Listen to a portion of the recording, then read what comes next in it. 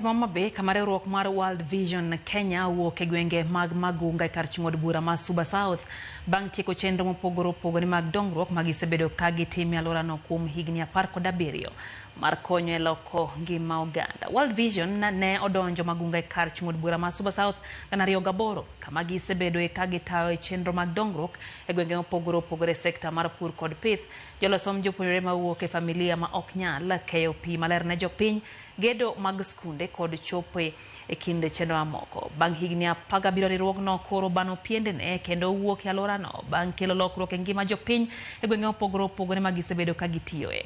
Director mochung'ne midhiero mabiro apoya e riwruogno Garrison Mwakazi wacho ni giloko ngima jopiny mathoth, tiego jopur e chenro mag pur kod pith mopogore opogore kod miyo jopiny miere moingo 9,000 e kor gwenge mamoko. Jalup gavana ma Homa Bay Oyugi Magwanga mane en wendo modhial e kinde nyasi mar loro chenro mag okone jopiny mondo orit chenro mag dongruok ma World Vision oweyo. Education and other partners, we have been able to improve the learning environment in schools within Magunga by providing schools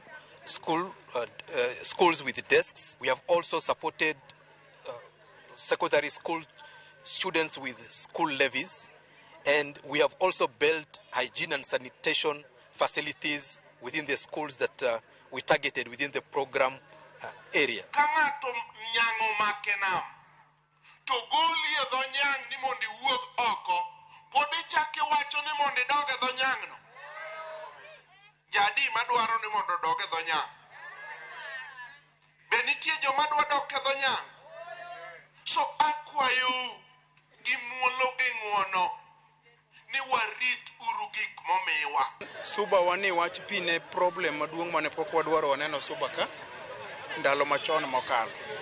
Achiel gisekonyo e yore pi, gisekonyo nyithinde somo, kendo gisekonyo e wach chiemo. Ok anyal yudo pesa mifuku to kanwa partner madonje pur mar gweno gi mar rech, sani anyalo wacho ni my life is touched, and also kendo ayudo ni anyalo bedo gi pesa mifuku, nyithindo nyalo dhi e school, kendo anyalo yudo mabalang' mamba support go nyithindo maseche moko chando.